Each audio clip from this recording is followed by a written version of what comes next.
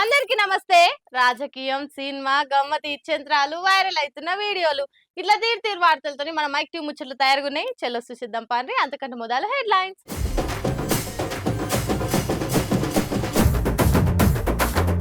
కాంగ్రెస్ గ్యారంటీల మీద నిరసనలకి BJP plan. మరి మీ హామీల ముచ్చటేంగాను? పక్క పాటోలు టచ్చులు రంటున పట్టిస్తారు. రాష్ట్రంలో ఇన్ని గోసలుండంగా ఏందో ఏమో ఈ తీరు. రిలీజ్ అయిన సంబరంలో ఖైదీ డాన్స్, జైలు గేటు కాన్నే చూయించింది ఇట్లా పర్ఫార్మెన్స్. అవతలోళ్ళని ఓ మాట అనాలన్నా, మీదేం పనితనం అని తిట్టాలన్నా ఫస్ట్ మనం కరెక్ట్ ఉండి పని చేసినప్పుడు అంటేనే మంచిగా ఉంటది కదా. అట్లా కాకుండా మేము చేసేది చెయ్యం గాని మిమ్మల్ని మాత్రం మాటలు అంటాం, మందిలా ఇజ్జత్ తీస్తామనంటే ఎట్లా అనిపిస్తుంది? ఇగో ఇట్లా బీజేపీ వాళ్ళ కథ లెక్క అనిపిస్తుంది. స్పీడ్గా మాట్లాడే శ్రీ విష్ణు డైలాగులను అర్థమైతాయి కానీ కమలం పార్టీలో తీరే పురాగర్థం కాకుండా అవుతుంది పోయి. తెలంగాణలో కాంగ్రెస్ సర్కార్ వచ్చి ఏడాది దగ్గర పడుతుందని వాళ్ళు ప్రజాపాలన విజయోత్సవాలు చేస్తుంటే దానికి కౌంటర్లా బీజేపీ వాళ్ళు 6 అబద్ధాలు 66 మోసాలు అనే పేరుతోటి నిరసనలు చేసేందుకు డిసైడ్ అయ్యారు. ఈ నెల 30 తారీఖుకి వెళ్ళి డిసెంబర్ 5 తారీఖు దాకా నిత్య రోజుకొత్తి నిరసనలు చేసేందుకు కార్యకర్తలకు పిలిపించారట. 30 తారీఖు నాడు కాంగ్రెస్ మోసాల మీద ఛార్జ్ షీటు, డిసెంబర్ 1 తారీఖు నాడు జిల్లా స్థాయిలో బీజేపీ ఛార్జ్ షీటు, డిసెంబర్ 2, 3 తారీఖులు అన్ని నియోజకవర్గాల బైక్ ర్యాలీ చేయాలని షెడ్యూల్ వేసి పెట్టుకున్నారు. ఆడితోనే ఆగకుండా ప్రతి నియోజకవర్గ సెంటర్లో 2000 మందితోనే సభలు కూడా పెడతారట. మంచిదే. రాష్ట్రంలో ప్రతిపక్ష పార్టీగా పబ్లిక్ కు అందవలసిన హామీలు, అమలు కావాల్సిన పథకాలు ఆలస్యం అవుతుంటే పవర్లున్న పార్టీ మీద లడాయి చేసుడు ఏమా ఇంకా అని ఏమా ఆవేశం చూపించాడు కూడా తప్పే కాదు. కానీ బీజేపీ స్టేట్ పార్టీ లీడర్లు మర్చిపోతున్న ముచ్చటేందంటే వాళ్ళ పార్టీనే సెంట్రల్ అధికారంలో ఉంది అని. కాంగ్రెస్ వాళ్ళు రాష్ట్రంలో కొలువుదీరి ఏడాదైనా ఇచ్చిన హామీలు అమలు చేస్తలేదని ఇన్ని ప్రోగ్రాంలు ప్రిపేర్ అయ్యారు కదా. మరి 1 కాదు 2 కాదు, ఈసారితోను కలిపి 3 సార్లు గెలిచి ఇప్పటికే 10 ఏళ్లు పవర్లున్న పార్టీగా బీజేపీ ఇచ్చిన హామీలు ఏం దాకా బరాబర్ అమలైనయి అనేది కూడా చూసుకోవాలిగా అనుకుంటా ఈ నిరసన ముచ్చట తెలిసిన కామన్ పబ్లిక్ కాషాయ పార్టీలను కరా కండిగడగా పట్టిర్రు. జన్ధన్ ఖాతాలతోని ధన్ పైసలు పడతాయంటిరి. ఏది దేశం మొత్తంలో ఏ ఒక్కరికి కూడా పడకపోయాగా. నోట్ల రద్దుతోని నల్లధనం మొత్తం బయటికి తెస్తామంటిరి. ఏది మరి ఎన్ని కోట్ల బ్లాక్ మనీని బస్తాల బయటికి తీసిర్రు. కోట్ల ఉద్యోగాలు భర్తీ అంటిరి. కొలువులు రాక పాటలు తప్పుతలేవు కదా. ఇంకా దేశం మొత్తం మీద చెప్పింది పక్కకు పెట్టుర్రి. తెలంగాణకు సపరేట్గా చేస్తామనే ఏమాయ. కాజీపేటల కోచ్ ఫ్యాక్టరీ అంటిరి. ఇంకా తూచే అది. పాలమూరు రంగారెడ్డి పథకానికి జాతీయ హోదా అంటిరి. పత్తా లేకపాయ. రాష్ట్రంలో ఇండియన్ ఇన్స్టిట్యూట్ ఆఫ్ మేనేజ్మెంట్ అంటిరి. ఆవద్దానే ఇంకా మేనేజ్ చేయబడుతుంది. కాబట్టి గురువింద గింజ తీరు చేయకుండా ముందుగా మీరిచ్చిన హామీలు ఏం దాకమలేనాయి, నమ్మి ఓటేసిన జనాల ఆశలను ఎంతగానో నెరవేర్చిర్రు అని లెక్క చూసుకొని అప్పుడు పక్క పార్టీల మీద మాటలంటే మంచిగా ఉంటుంది అనుకుంటా సురుకులు అంటే పట్టిర్రు 10 ఏళ్ల సంది కమలం పార్టీ తీరు చూస్తున్న కామన్ పబ్లిక్. రోమ్ నగరం తలగబడుతుంటే రాజు పిడేలు వాయించుకుంటా కూర్చుండు అని అంటారు కదా. కానీ ఆ రాజును చూసినోళ్ళు లేరు, పిడేలు రాగా మిన్నోళ్ళు లేరు. కానీ అసొంటి సీన్లు మిస్ అయినాం కదా అన్న బాధ ఏమొద్దు. ఎందుకంటే కాంగ్రెస్ లీడర్లు చేస్తున్న పనులు చూస్తుంటే అచ్చం గసొంటివి చూసినట్టే అనిపిస్తుంది. అగో అట్లెట్లా అంటే ఇగో ఇట్లా నిత్య నిరసనలు, అన్ని రోజులలో అరెస్టులు, దగావడ్డం అనుకుంటా ధర్నాలతోని రాష్ట్రం అంతా ఆగమాగముంటే పవర్లున్న పాటోలు రాజకీయాల మీద నజర్ పెట్టి పబ్లిక్ పరిశాన్లను పక్కకు పెట్టినట్టే కొడుతుంది అనుకుంటా పాలిటిక్స్ ను పట్టించుకునే జనాలు పొట్టు అరుచుకోవట్టిర్రు. అరే ఓ దిక్కు వరుసగా ఫుడ్ పాయిజన్లతోని అన్నం పుణ్యం తెలియని బడి పిల్లలు దావకాన్ల పాలైతుర్రు.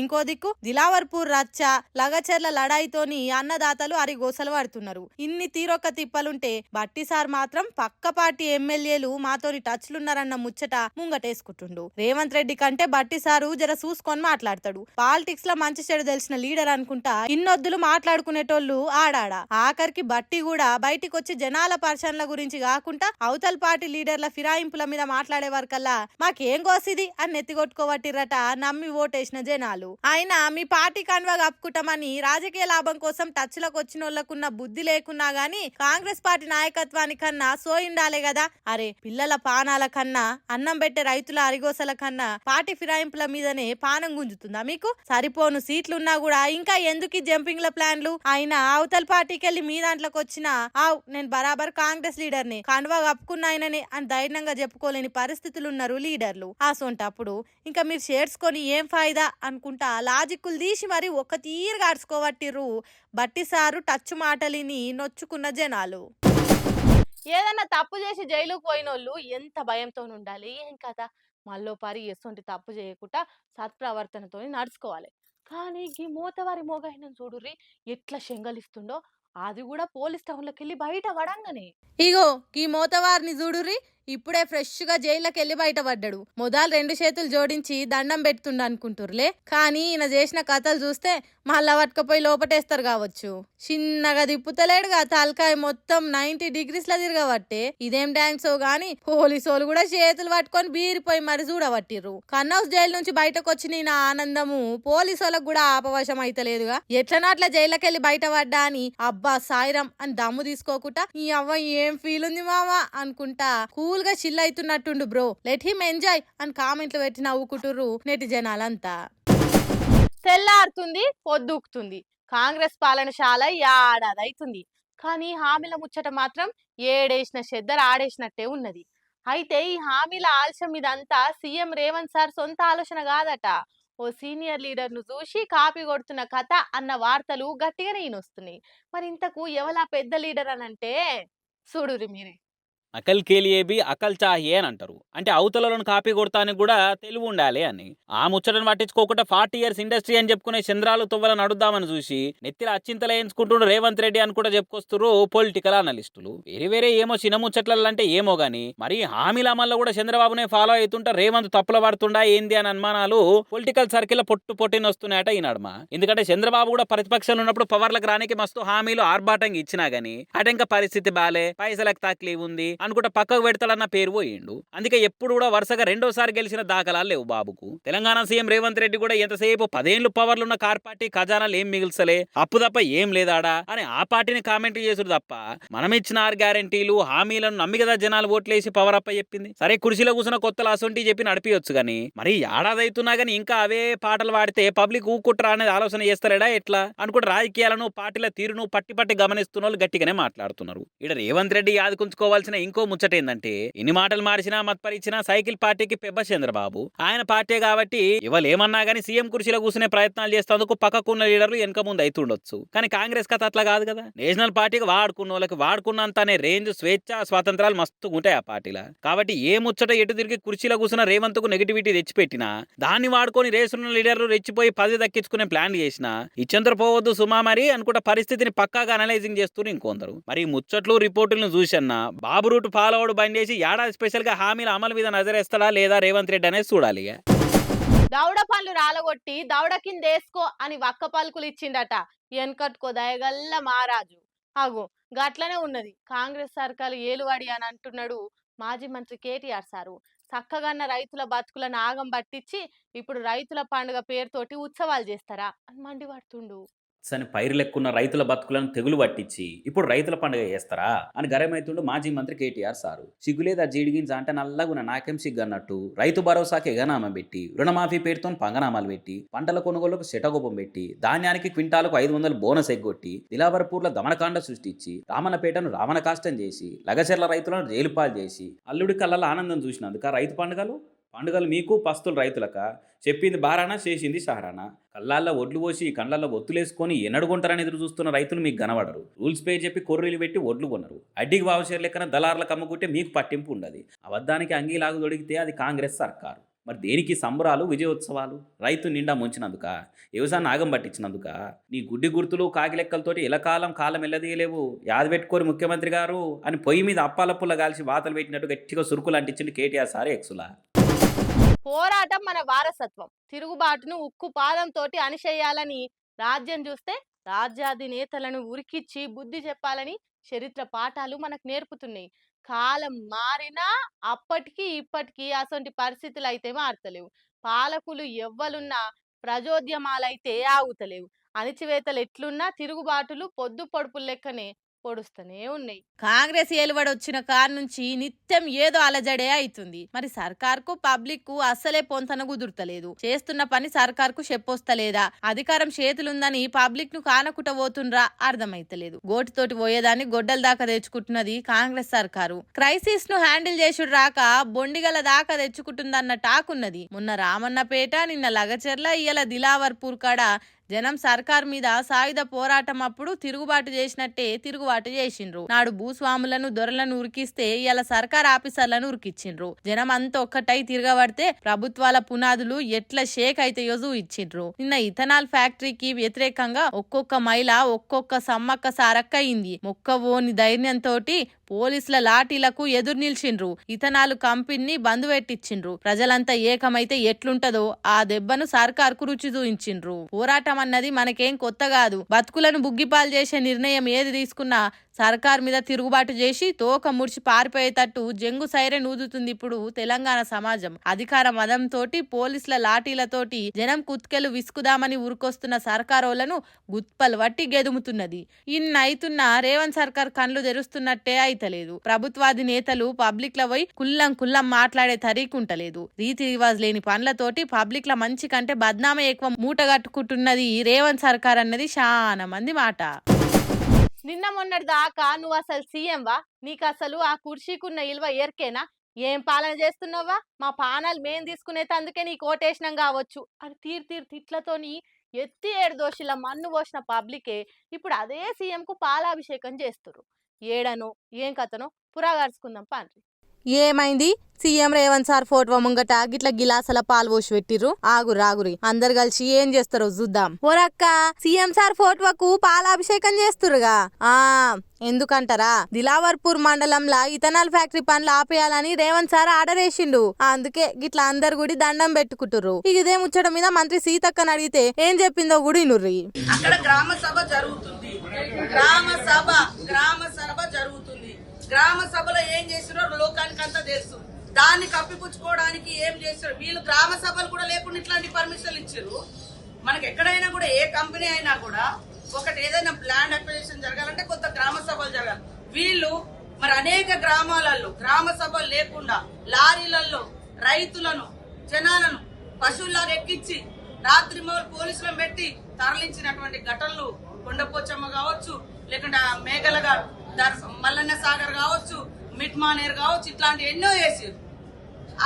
వాళ్ళ యొక్క నియంతృత్వానికి అది నిదర్శనం. మేము లగ్చర్లలో మరి అక్కడ చేసింది గ్రామ సభ పోతే ఎట్లా లారీ బండలతో కొట్టించారో మీరు చూసారు. కాబట్టి దాని మీద ప్రజల అభిప్రాయం మేరకు ముందుకు పోవడం జరుగుతుంది. అబ్బే, ఎంత పెద్ద మిస్టేక్ అయిపోయాయి కదా. ఆడ గ్రామ సభ అవుతుందట. ఆ గ్రామ సభకు పోతేనే ఆఫీసర్ల మీద అట్లా దాడులు చేసిరట. అంతేకాదు, ముందు బీఆర్ఎస్ హయాంలో కూడా గ్రామ సభలు పెట్టాలి అనే రూల్ ఉన్నా కూడా అలా పనిచేయకుంటనే కొండపోషమ్మ మల్లన్న సాగర్ల ప్రాజెక్టుల కోసం రైతులను ఊర్లు ఖాళీ చేపించిరని సీతక్క అనబట్టి. కానీ ఆ మాటకు ప్రతిపక్షాలైతే ఆ ఊర్లలో ఉన్నోళ్ళందరికీ దగ్గర పట్లని డబల్ బెడ్రూమ్లు ఇచ్చిందని అందరికి తెలిసిన ముచ్చట్నే అంటుంది. ఏందో ఏమో మంచిగా ఈ బాంచనని కాలు మొక్కితే ఎవ్వలిన్లే. ఇట్లా మరల పడితేనే దారికొచ్చిర్రు అని నోటి నిండా గులగబట్టిర్రు ముచ్చటెరికైన పబ్లిక్. ఎందుకు సార్లు ఏడాదిల్నే ఏ పార్టీకి రానంత నెగిటివ్ క్రేజ్ సంపాదించుకుంటుర్రు. మన గొయ్యి మన మీద ఒప్పుకున్నాడంటే గిదే కావచ్చు పొర్రి. ఎందుకు మొదలు ఒప్పుకోరు? ఎందుకు మళ్ళా మీరే వద్దని ఆపేసిర్రో మీకు తప్ప ఎవ్వలకు తెలియదు. డౌన్ అన్న పబ్లిక్ తోని జేజేలు కొట్టించుకున్నామని మురవకుర్రి. అదే డౌన్ కొట్టి మళ్ళా తన్ని ధర్మేయనికే పబ్లిక్ ఎంత టైం పట్టది అని గుసగుసలు పెడుతుర్రట. రచ్చబండ మీద కూర్చొని పాలిటిక్స్ ముచ్చట్లు పెట్టే పెద్ద మనుషులు. మోడీ సార్ను కలిసేందుకు కట్టుకొని పోయిండ్రు కదా మన తెలంగాణ కమలం లీడర్ల గుంపంతా. ఇక మోడీ సార్ను చూసి ఒక్కొక్కరికి నోట్ల మాట రాలేదనుకోండ్రి. వీళ్ళని కలిసినాక తెలంగాణ కమలయ్యల కయ్యాల గురించి ఎరికైన సారు కలుసుకుంటే గలదు సుఖమయ్యా, పంచాదులు పెట్టుకుంటే పల్సగైతమయ్యా అని సురుకులంటిచ్చి తోలిండంట ఆకు.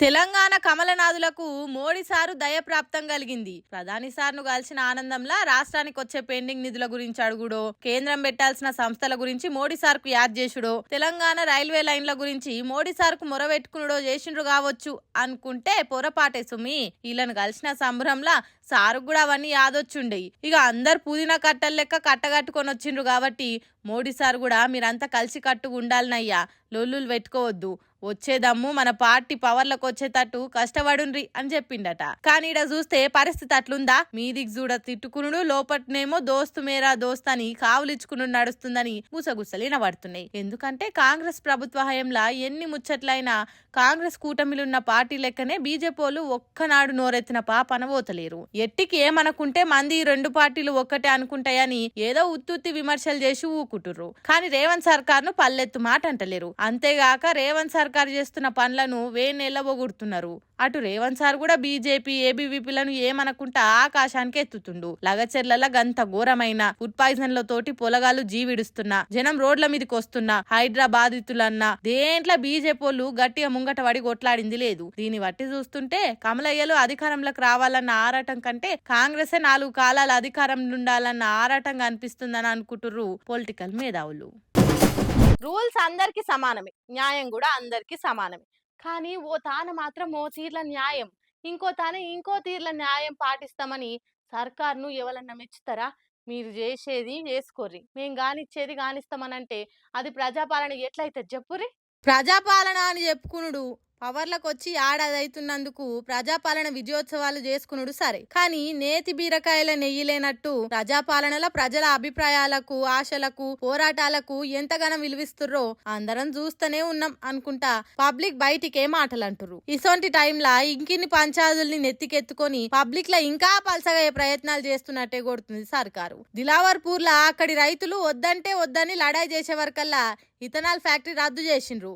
ఓ దిక్కు అన్నదాతలు, ఇంకో దిక్కు బీఆర్ఎస్ పార్టీలు రంగంలోకి దిగి అరుచుకుంటే తప్ప సర్కారుకు సోయి రాలే, వెనకకు పోలే. మరి లగచెర్ల రైతులు వద్దన్నా ఎందుకు ఫార్మాసిటీ ప్లాన్ రద్దు చేస్తలేరు? ఆడ కూడా అమాయక గిరిజనులు అన్నం పెట్టే రైతులే కదా మా భూములు ఇయ్యమని లొల్లి చేస్తుంది, చెప్తే ఇనరా మీరు అనుకుంటా వాళ్ళ మీద కేసులు పెట్టి జైల పాలు చేసి ఇంటిల్లాదులు ఇవాళ దుఃఖంతో నేర్చుకుంటా రోడ్లు ఎక్కేటట్టు చేసింది సర్కారే కదా అనుకుంటా ప్రతి ఒక్కరు ఫైర్ కాబట్టిరు. మరి దిలావర్పూర్ కాడ ఇథనాల్ ఫ్యాక్టరీ ముచ్చట్ల వెనకకు తగ్గినప్పుడు మరి లగచెర్ల మాత్రం లడాయి చేస్తున్న ఫార్మాసిటీ మ్యాటర్ల మాత్రం ఎందుకు పట్టుబట్టి జైలు పాలు చేసైనా సరే అనుకున్న జయాలనంత మొండి పట్టు ప్రజాపాలన అని చెప్పుకుంటున్నప్పుడు మరి ప్రజలే వద్దని ముంగట్టుకొచ్చి పోరాటం చేస్తుంటే ఊకోవాలే కదా. ఏమో పొర్రి, ఎవరు చెప్తుర్రో ఏం ప్లాన్ వేసుకొని ముంగట్టుకు పోతుర్రో గాని ఏడాదినే ఇంత చెడ్డ పేరు వెనకకేసుకుంటే ఇంకా 4 ఏళ్ల వరకల్లా ఎంత ఆగం చేస్తారో ఏమో పొర్రి.